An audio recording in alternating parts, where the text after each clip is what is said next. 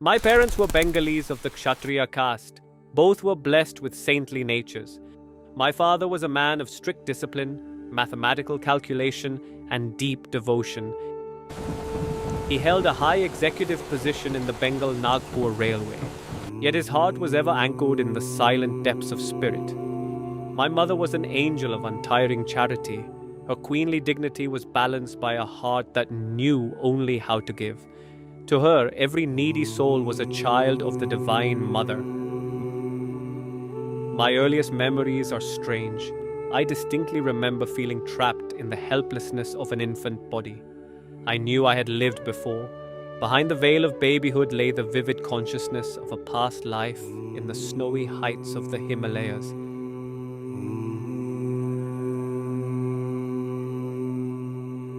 The defining moment of my infancy came when my mother carried me to the feet of her guru, the great Lahiri Mahasaya. The master lifted me up into his arms and placed his hand upon my brow, peering into my future. "Little mother," the master said, "your son will be a yogi. As a spiritual engine, he will carry thousands of souls to God's kingdom."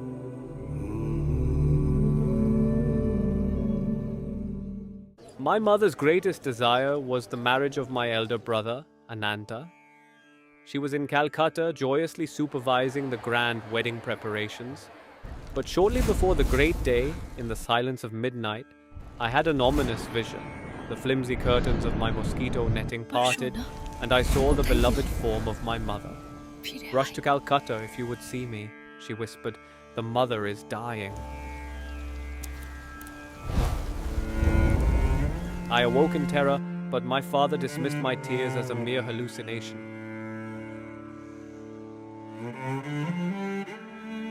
The melancholy morning came with explicit words. "Mother dangerously ill. Come at once." When we reached our Calcutta home, it was only to confront the stunning mystery of death. I collapsed, my heart broken into a world suddenly barren to the bone. Years later, my brother Ananta handed me a small, mysterious box left by her deathbed. It contained an ancient silver amulet. These words were my mother's final blessing.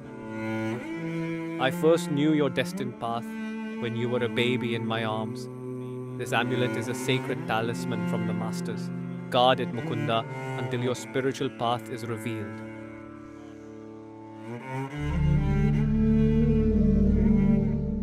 When I was 12 years old, my father permitted me to take a sightseeing trip to the sacred city of Benares. Before I left, he handed me a letter to deliver to his old friend, Kedarnath Babu. "You will find him via a great disciple of Lahiri Mahasaya, a master named Swami Pranabananda." I arrived at the Swami's sunlit ashram room and bowed before him. To my surprise, he already knew my name. When I handed him the letter, he closed his eyes in deep meditation. "I will locate Kedar for you. He will arrive here in exactly half an hour." 30 minutes later, Kedarnath Babu walked through the door, out of breath and utterly bewildered. "This is impossible. Less than an hour ago, I was bathing miles away in the river Ganges when this exact master approached me on the ghats and told me to hurry here. How could he be in two places at once?" I stared at the Swami in absolute disbelief. He had been sitting right here in front of me the entire time, never leaving my sight. I was witnessing the jaw-dropping miracle of a saint with two bodies. Untold numbers of times my heart was captured by a secret longing to flee to the snow-capped Himalayas. One morning while conversing with my friend Dwaka Prasad, an overwhelming desire for the divine descended upon us with a valanchic force. We could stay no longer. Packing a small bundle of clothes, we quietly slipped away from our wealthy Bareilly estate that very afternoon. Rushing toward the train to Nainital, I felt a profound surge of freedom as the locomotive thundered toward the mountain foothills. But our flight was short-lived. My elder brother, Ananta, had given determined chase, tracking our route with absolute precision. He caught up to us at a rustic transfer station, grabbing my arm firmly to force me back home. Re-entering the family house under his strict custody, the only pilgrimage left to me was to weep in secret, staring out my window at the distant mountain peaks. Yet, looking at the horizon, I knew my true monastic destiny was already calling me back. 2 years passed after my failed escape to the Himalayas. Lost in an intense spiritual interim, I found myself wandering through the colossal stone arches of Calcutta's Grand Kalighat Temple. Standing before the terrifying image of Mother Kali, a towering ash-covered sadhu stepped out from the shadows. His eyes flashed with a chilling prediction. After you leave here today, an unusual experience will cross your path. Intrigued, I quitted the temple gates only to slam straight into an old acquaintance. He cornered me, trapping me in an exhausting, endless stream of chatter. Pinned against the street wall, I mentally begged the goddess Kali for a clean exit. Suddenly, I completely forgot to tell you. Ganda Baba, the fabled perfume saint, is gracing yonder house right now. You must meet him. Driven by curiosity, I entered a dense parlor, stepping onto a thick orange carpet packed with awed devotees. Sitting silently on a wild leopard pelt was the saint, with large, intensely gleaming eyes. Skeptical, I fiercely challenged his path. The saint simply smiled. "Mr. Philosopher, stretch forth your right hand." He made a sharp gesture of blessing. Instantly, right out of the bare, oil-free skin of my open palm, an overwhelming aroma of fresh, blooming jasmine violently erupted into the air. I pressed my hand to my nose in absolute, jaw-dropping bewilderment. There was no trickery, just a raw, staggering manifestation of cosmic power. My search for the miraculous led me and my friend Chandi to a house in Calcutta, home to Soham Swami, the legendary Tiger Swami. Expecting a frail ascetic, we were stunned to confront a man of colossal Herculean physique with muscles like tree trunks. Sitting before us, he grimly recounted his wild youth, where a sadistic prince challenged him to a public arena match against a ferocious, man-eating Royal Bengal tiger named Raja Begum. The contract was absolute. Enter the iron cage unarmed, survive the beast, or be branded a fraud. As the cage door slammed shut, the massive tiger lunged, pinning the Swami and tearing bloody gashes into his chest. Blood flowing, the Swami channeled an aggressive, unyielding willpower. With a heavy, bone-crushing blow from his bare fist, he knocked the giant tiger completely unconscious. The crowd roared, but as the Swami lay healing, a profound, spiritual awakening struck him. He realized that taming savage jungle beasts was a hollow, worldly thrill. The ultimate tiger we must conquer sits inside our own minds, the ferocious beast of ego, passion, and anger.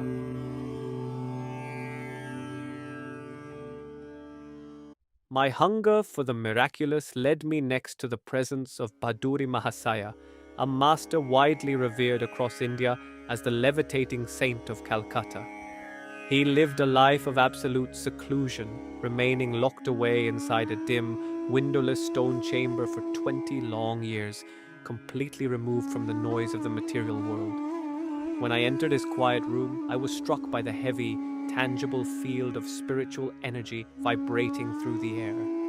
I stared in absolute jaw-dropping wonder as the physical laws of gravity were casually shattered right before my eyes. When he slowly descended back to the earth, he looked at me with deep, piercing eyes. "Mukunda," he whispered, "do not be lured by the superficial vanity of bodily levitation. The true miracle is not rising above the dust of the earth, but lifting your consciousness completely out of the dense mud of worldly delusion." His words pulverized my ego. I realized then that a true master does not display psychic wonders for public applause, but uses his silent, unseen power to anchor the entire universe in the absolute stillness of the divine. My spiritual search took an unexpected, brilliant turn when I met India's towering scientific mind, Sir Jagadish, Chandra, Bose. Expecting a cold, rigid materialist, I instead confronted a seer who used modern technology to prove ancient Vedic truths. Inside his crowded laboratory, he introduced me to his legendary invention, the crescograph. Before my eyes, he drove a sharp needle filled with deadly chloroform, poisoned deep into the stem of a sensitive plant. I watched the projection screen in absolute, breathless awe as the delicate ink stylus recorded violent, erratic fluctuations, capturing the plant's invisible cellular agony before flatlining into the cold stillness of death. Dr. Bose looked at me with profound, calm authority. "Mukunda," he said softly, "science is merely the slow, mechanical discovery of the divine. The silent tremor of the dying leaf proves that a singular, omnipresent consciousness beats through the unyielding stone, the living plant, and the human heart alike." I left his lab deeply elevated, realizing that true science and spirituality are not enemies, but twin lenses revealing the single pulse of God hidden within creation. My burning hunger for God led me to a humble house on Amherst Street in Calcutta, straight into the presence of Master Mahasaya, the blissful devotee. Entering his room in great awe, I was dazzled by his angelic appearance.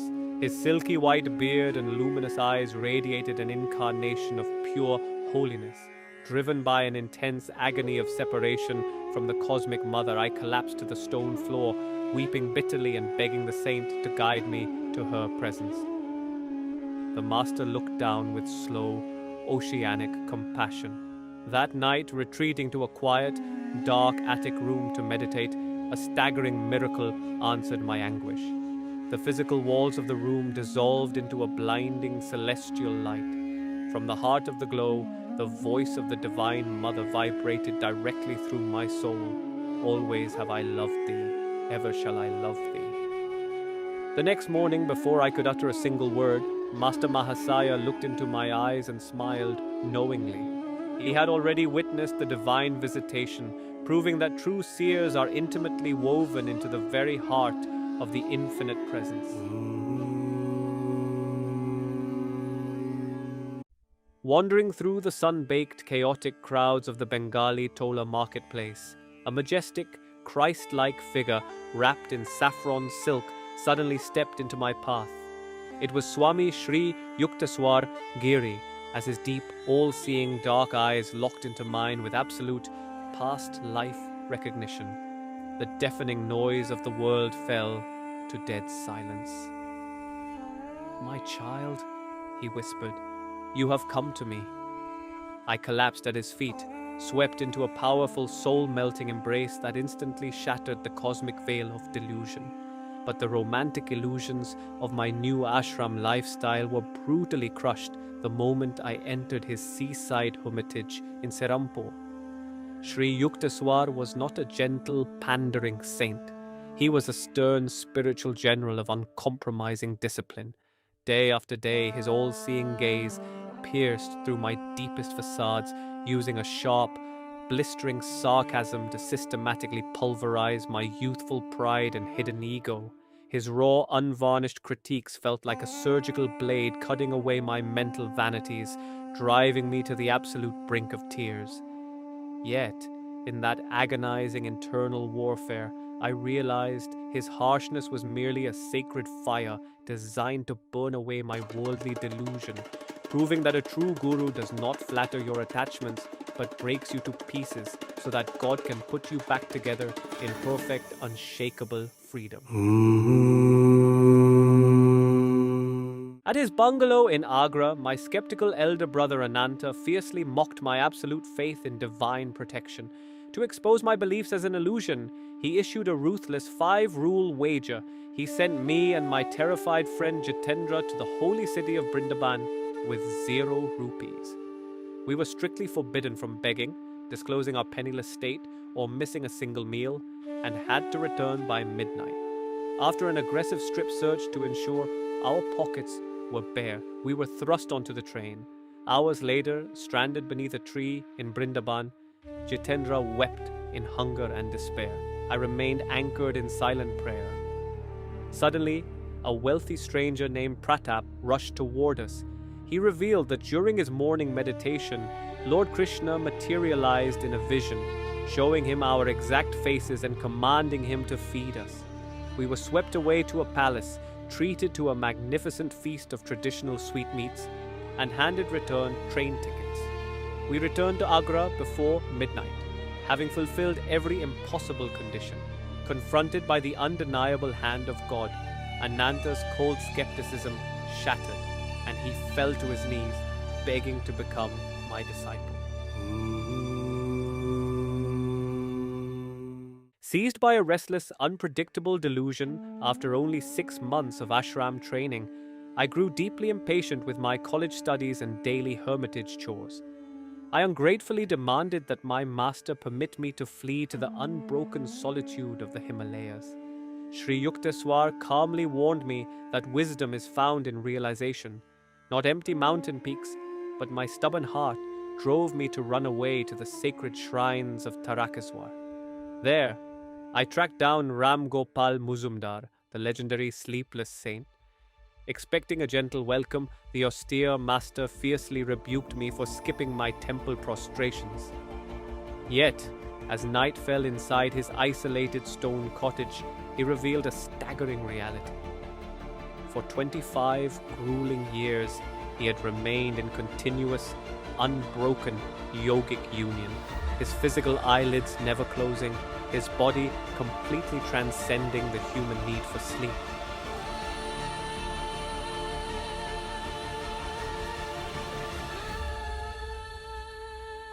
At midnight, as he fell completely silent, the physical walls of the room vanished into an overwhelming, blinding celestial light that enveloped my entire being. At dawn, he touched my spine, instantly healing a chronic back injury that had plagued me for years. I returned to Calcutta humbled and cured, realizing that my true Himalayan wilderness was sitting right at the feet of my own omniscient master.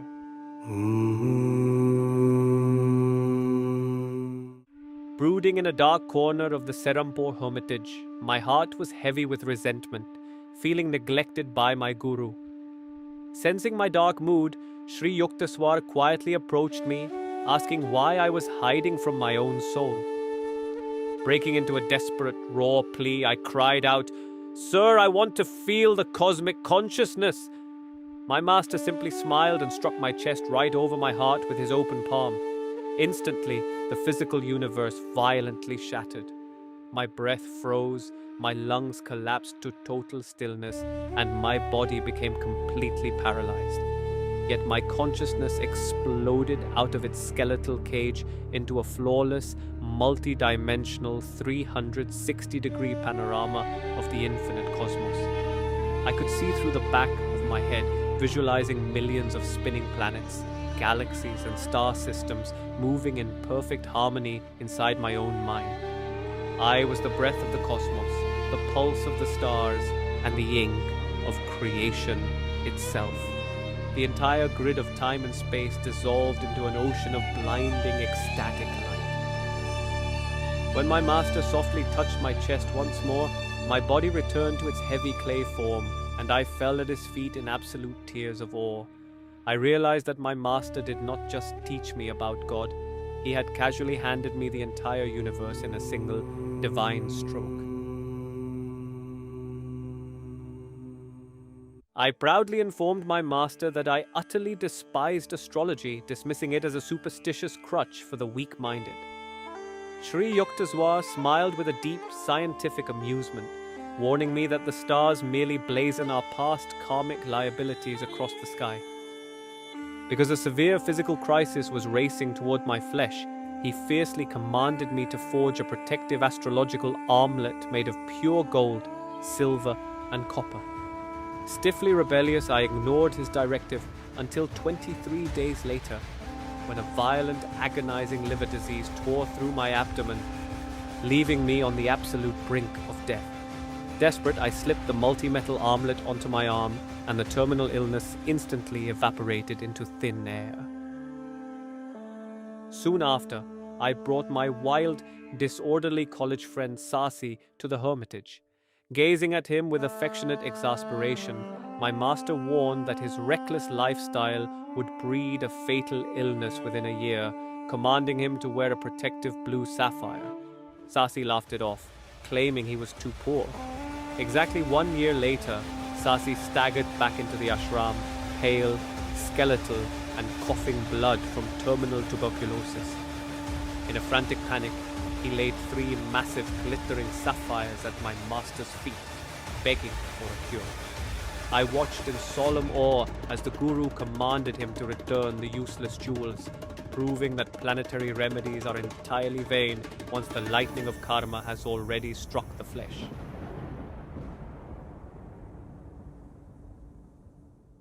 My father stunned my childhood with a terrifying first-hand account of Afzal Khan, a powerful Mohammedan wonder worker.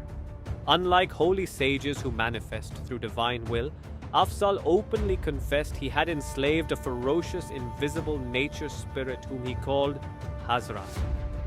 Operating as a hyperspeed astral thief, this entity could instantly plunder physical objects from locked storehouses miles away, materializing them out of thin air. Seeking to expose him as a fraud inside his railway office, my skeptical father challenged the occultist, writing a secret demand for massive, out-of-season choice mangoes on a scrap of paper. Afzal simply closed his eyes and whispered a command into the empty air. Instantly, a heavy, dripping wet mound of giant, beautifully aromatic fresh mangoes violently materialized right across the dry wooden desk, smelling of distant orchards. The entire office staff froze in absolute, breathless shock. Yet my father noticed a chilling detail.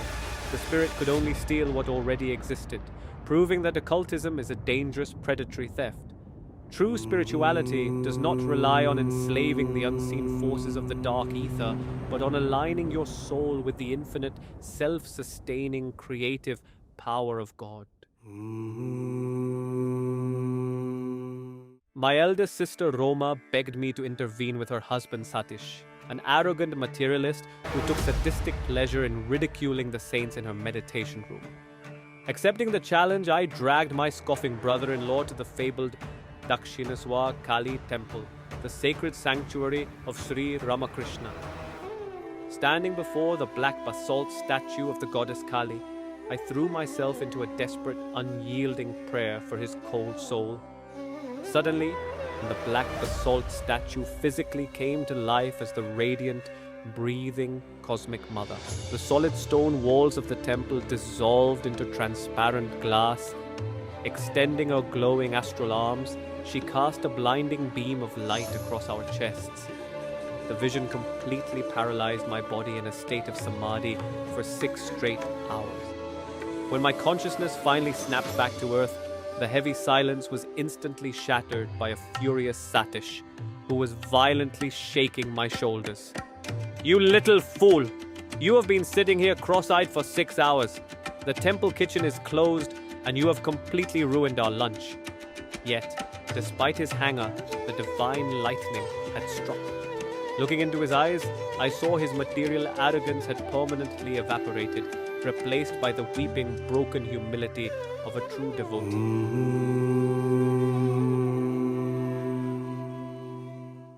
My father made one final desperate attempt to anchor my soul to the material world, offering me a highly prestigious executive position with the Bengal Nagpur Railway.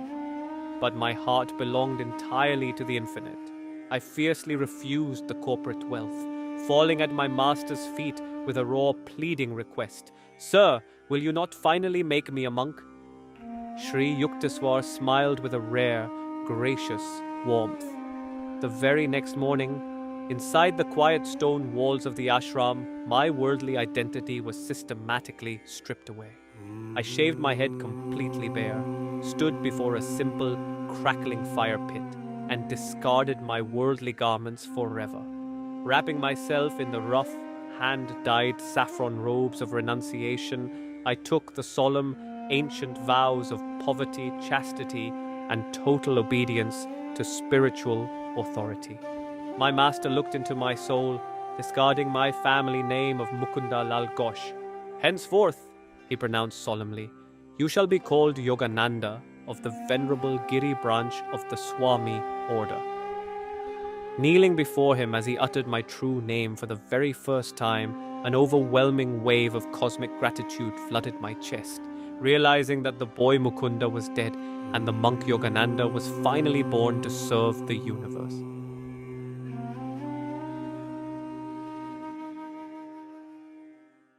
Shortly after entering the Swami order, a brutal cosmic warning shattered my peace during morning meditation. An inexorable voice echoed within my soul.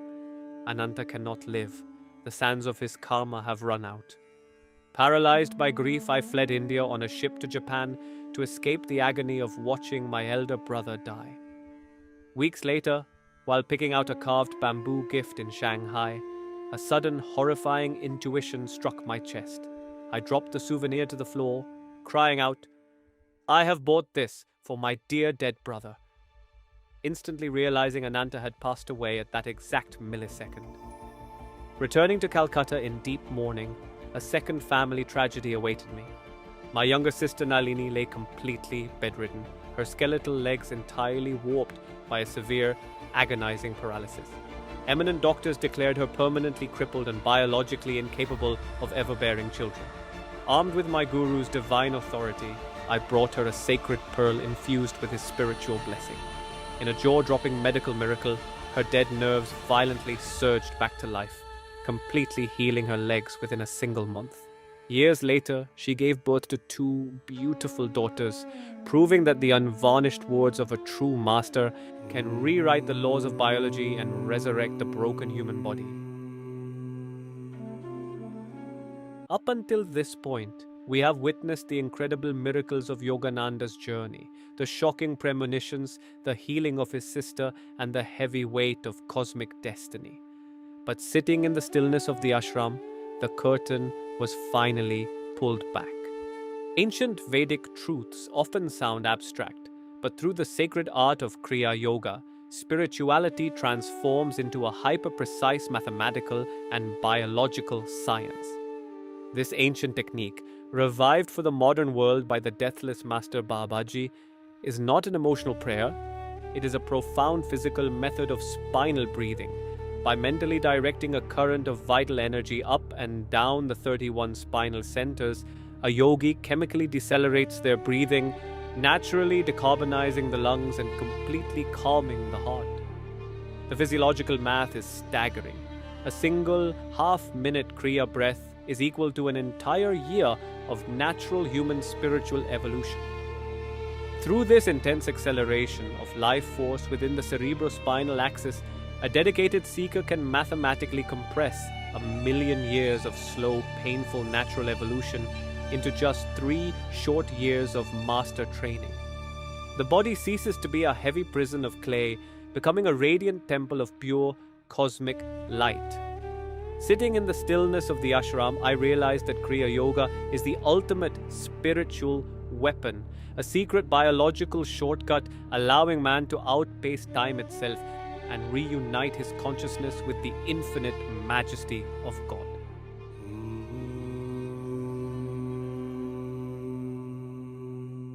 A dark, chilling premonition shattered my peace at the Ranchi school when I looked at my beloved, bright young student Kashi and clairvoyantly saw the shadow of imminent death over his life. I explicitly warned his family that the boy would perish if he left the protective spiritual aura of our ashram grounds. Yet, ignoring my desperate pleas, his father aggressively dragged him back to Calcutta. Days later, my worst fears materialized when Kashi was struck down by a brutal attack of Asiatic cholera. I rushed to the city hospital, arriving at the exact agonizing second the boy took his final, breathless exhale. Heartbroken but determined to outpace death, I channeled a secret, advanced yogic art, sending my consciousness deep into the astral ether for 6 long months to track Kashi's specific soul vibration. Suddenly, the cosmic signal locked. Guided by an invisible force, I walked through a maze of dusty Calcutta alleyways and entered a random house confronting a newborn infant boy. The exact millisecond my eyes met the baby's gaze, He smiled with an unmistakable flash of past life recognition, revealing a physical birthmark that perfectly matched a scar Kashi had carried, proving that the soul is completely immortal, effortlessly casting off the heavy shell of death to be born anew.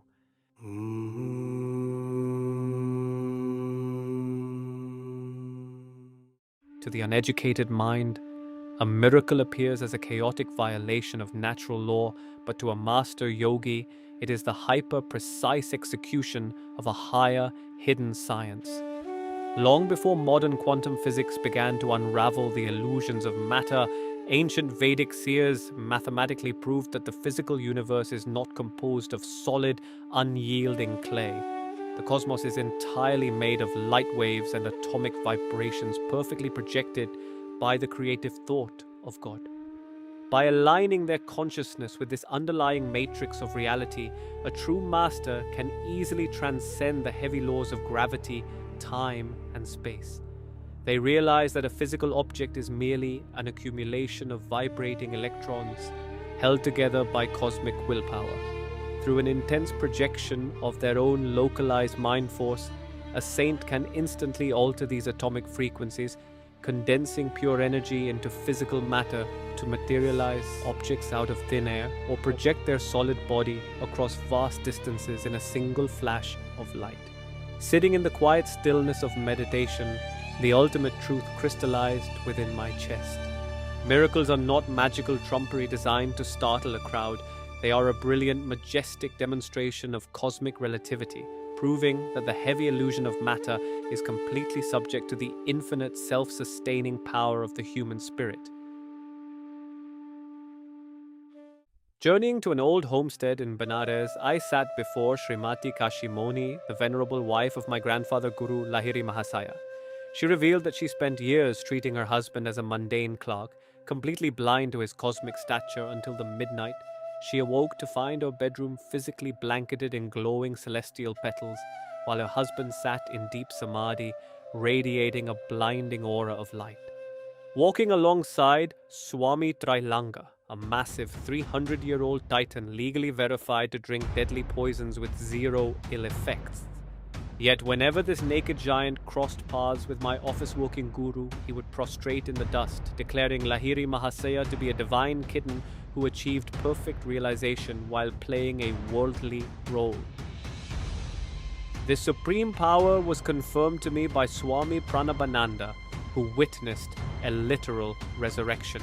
When his young friend Rama was struck dead by Asiatic cholera, his skin turning blue and his pulse hitting zero, Lahiri Mahasaya entered a deep trance, engaging in a fierce cosmic negotiation against the law of karma.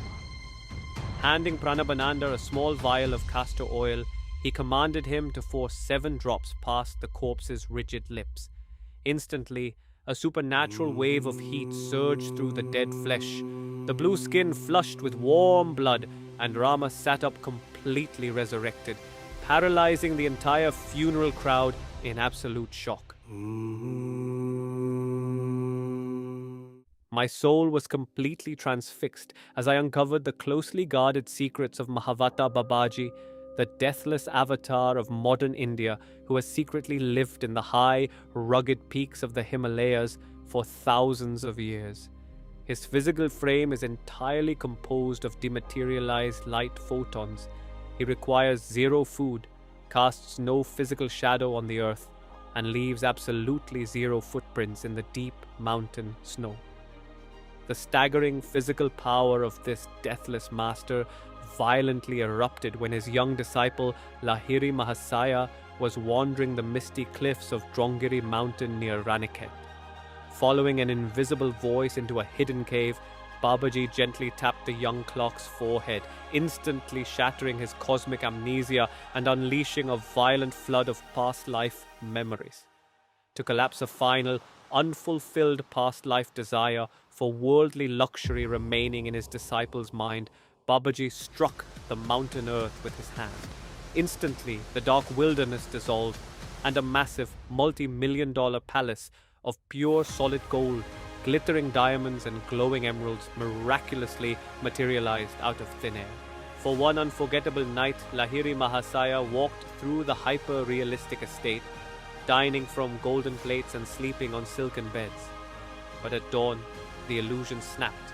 He awoke to find the golden palace and glittering jewels had completely vanished back into the unseen ether, leaving him lying flat on the hard, freezing rocky ground under the open sky, realizing that the entire material universe is merely a fluid theater of light and thought, controlled by a master's supreme will.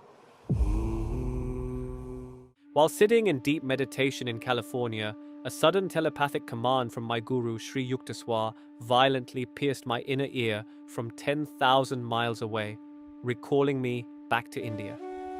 Boarding a ship toward the east, I took a critical detour into the Bavarian village of Konnersreuth to confront Therese Neumann, the legendary Catholic stigmatist. For over 12 long years, this humble woman had abstained entirely from food and water, living entirely by the omnipresent light of God. Every single Friday, her body entered a harrowing trance, passing through the literal crucifixion agonies of Christ as fresh blood poured from the stigmata wounds on her hands, feet, and head. Yet the ultimate shock was linguistic. An uneducated peasant who knew only her local German dialect, Therese suddenly began uttering complex fluent phrases in ancient Aramaic and Hebrew, recounting the exact historic trial of Jesus with a terrifying precision that left university scholars paralyzed in awe. Armed with this proof of universal law, I finally landed on the sun-baked docks of Bombay. Embarking on a massive cross-country expedition toward Bengal, my American disciples and I traveled in a wild, custom-engineered Ford V8 sedan, towing a massive, heavy, custom-built wooden house car caravan, turning heads and causing absolute scenes of amazement in every remote village we crossed. Arriving at my beloved Ranchi school, a chaotic, ecstatic sea of weeping students and roaring brass bands engulfed our vehicle in a triumphant homecoming welcome. A sudden spiritual alarm shattered my peace as my guru journeyed to his seaside ashram in Puri to deliberately face his earthly exit. Sitting completely upright in a flawless lotus meditation posture, the Lion of Bengal consciously relinquished his breath, exiting his flesh at the precise hour of the mystic cosmic summoning. Weeks later, while I was trapped in a daze of absolute grief at the Regent Hotel in Bombay, a spectacular, shimmering vision of Lord Krishna flashed outside my third-story window, presaging a reality-shattering miracle. The very next afternoon, a sudden wave of intense spiritual heat filled the room, and my deceased master, Sri Yukteswar, physically materialized out of thin air beside my bed. Paralyzed with a jaw-dropping shock, I threw my arms around him in a desperate octopus grip, expecting my hands to pass through an empty ghost. Instead, I confronted a solid, breathing body of warm flesh and blood, smelling of his characteristic, natural fragrance.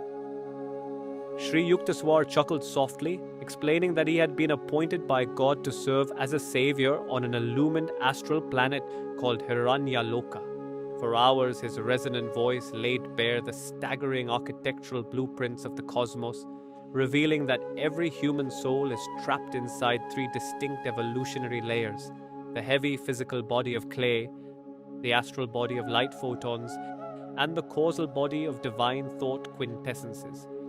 He explained that absolute freedom requires a soul to completely conquer all three vehicles before vanishing back into a flash of cosmic atoms, leaving my soul dissolved in an ocean of ecstatic peace, knowing with absolute certainty that death is a material illusion.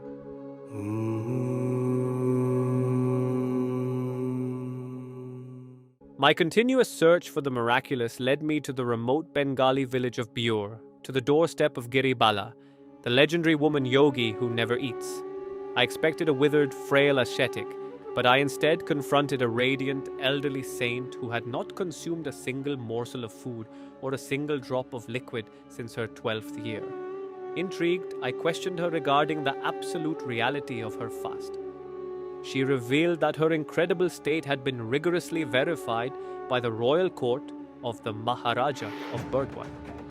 Seeking to expose her as a fraud, the skeptical prince had her confined inside a locked palace room under a strict, round-the-clock military guard for 2 solid months.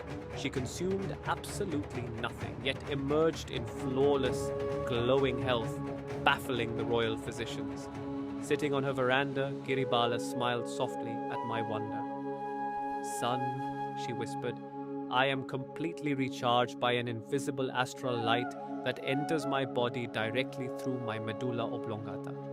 Through a secret Kriya technique, I directly absorb the microscopic solar energies of the sun." Her miraculous life stood before the world as a stunning, irrefutable sign proving that man does not live by bread alone, but is entirely sustained by the omnipresent energy of God. My cosmic lease on the flesh was rapidly drawing to a close. On the night of March 7th, 1952, during a grand diplomatic banquet at the Biltmore Hotel, I stood before the crowd, uttering a beautiful final poetic tribute to my beloved motherland of India. The exact millisecond the last stanza left my lips, my eyes drifted upward into the infinite ether, and my physical body collapsed instantly to the floor, consciously exiting the heavy clay vessel forever in supreme Mahasamadhi. Yet, my final sermon to humanity was not spoken in words, but written directly into my dead flesh. Mortuary Director Harry T. Rowe legally certified that for 20 consecutive days after my passing, my open face exhibited absolutely zero biological odor, zero skin discoloration, and zero structural decay, remaining perfectly lifelike, fresh, and radiant. It stood before modern science as an irrefutable, staggering sign, proving that the human body is nothing but a fluid projection of divine light, permanently sustained by the eternal, deathless Spirit of God.